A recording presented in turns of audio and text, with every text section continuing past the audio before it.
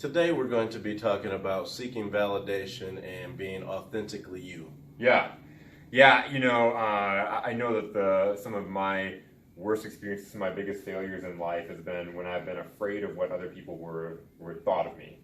And I was talking with you a little bit about a story at Thanksgiving. My grandma passed away in June, and at Thanksgiving we were going through some of her Christmas things, and my mom was giving us some of her things to take to our house, and it's just funny, the Santa Claus outfit for wine bottles, and I thought it was hilarious. That's within my personality. I thought it was super funny, and I pulled it out, and it was like, oh, whose wine bottle Santa suit is this? This is really cool. I don't even have a ton of wine bottles at home, but I would literally go out and buy wine just to put the Santa suit on. And my mom told me a story about my grandma, about how she had bought it for my brother for a Christmas present, and didn't end up giving it to him because she thought it was, after she bought it, she second guessed herself. She thought it was stupid. She was afraid of what we were going to think about her, what my brother was going to think about her, and so she just kind of put it in her box of things and had it sitting there. Wow. And my brother loved it. My brother thought it was funny, and he totally would have put it on his wine bottle. The gift he never got. The gift he never got. And it's just one of those things, and I guess a big lesson that I can learn from my grandma, for really even from mistakes that I've made in my past, is just being me and not being afraid of being me. Because now, she's gone, and when you sit and you think about that, like, I would give anything to get that gift from my grandma, or get another gift or get another thing from my grandma, and for her to be afraid of putting herself out there. Yeah. That's really sad, because anything can happen to us. We all know that. Yeah. Anything could happen. Life could end. Life is so short. Why be afraid of what other people think? More and more, it seems like we live in a cookie cutter society, and everybody is trying to be like everybody else. And especially with social media, everybody is seeking validation for the things that we do.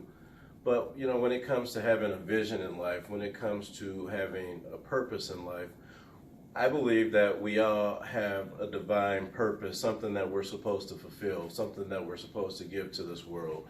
And when we're seeking validation from other people, we take away from that uniqueness that is us. Because when we have a vision, in most cases, nobody else is going to see that vision the way you see it. And that's how things come. So, it's when we start to discover and show the world that uniqueness that is us, and I believe there's genius in that.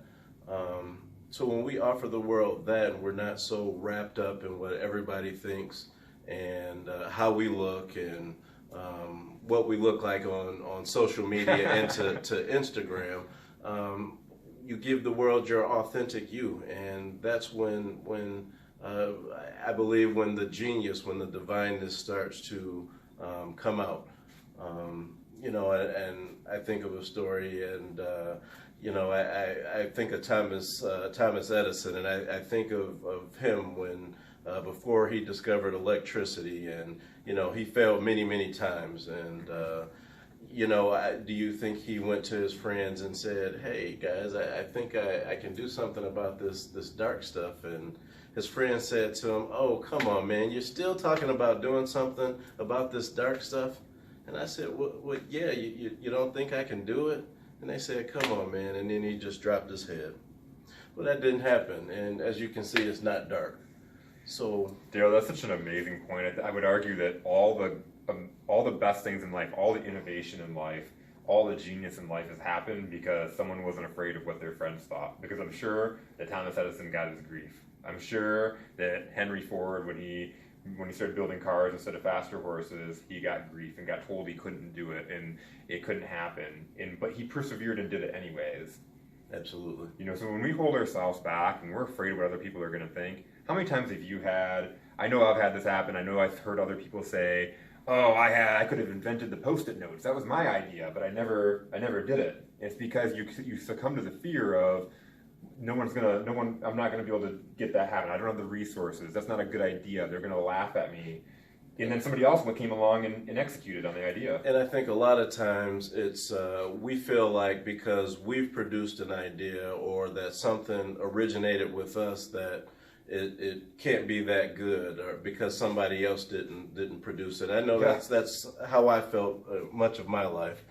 And we don't give ourselves credit for the ideas and the visions that we have because somebody else didn't give them to us. But we're given those things, we're given those visions, we're given those insights for a reason. And when we start to follow those, man, life becomes amazing for you. And you know, that's been my journey for the last several months.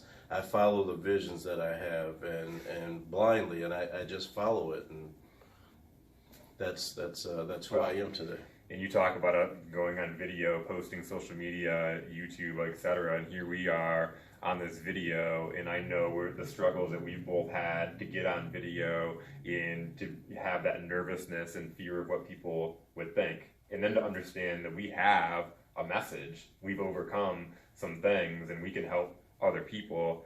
You know, that's powerful to just say, we're going to do it, whether we trip over our words, whether we forget what we're going to say, we're going to go out there and make a difference. And what's going to happen? Maybe people will laugh at us. Maybe people won't watch us. But what will happen inside of us is we're going to continue to get better and better and better to where we do have a following, and we are going to help people, and we do bring together a clear message, and then we build success for ourselves. Because I know we've had the strength, and we said we're going to move on from our jobs, and we're going to create something new.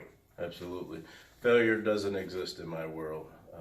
You know, failure, I don't believe in failure. Failure is to not try, is to give up. Mm-hmm. And I don't believe in failure. I might fail, but I'm going to get up and I'm going to try again and again and again, and I will never stop. Because I know my why, and my why is strong enough to keep me going through any pain, through any adversity. And, you know, there's nothing going to stop me from getting to where I want to be. And you will see me at the top of the mountain, period. And if you don't, you're going to see me dead on the side because I'm not going back. Yep. And at the end of the day, my life would be sadder if I held myself back from doing all the things that I know that I was put here to do because I was afraid of what people would think. And going back to my story with my grandma, you know, I think that's really sad because that's just something so small, just a little gag Christmas present that she was scared of. What were some other things? My grandma taught me some amazing things, and you know, in life that were good. But even thinking and sitting and looking at something like that, like I do not want to end my life and say I didn't do these things because somebody laughed at me or someone told me it was stupid or I said it was stupid. I made that judgment and had that fear myself. So if any message that we can give a crowd is, don't worry what people think, be you. And I believe that so many people are living lives that they don't want to live. They're doing things that they don't want to do. They're in existences that they shouldn't even be in. And, you know, some people have made a temporary situation a long-term situation, and it was never meant to be that way.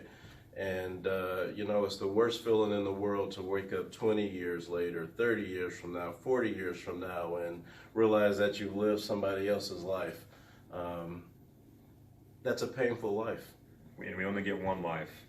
We only get one life. And we're all gonna end our lives the same way. We're all gonna die at the end.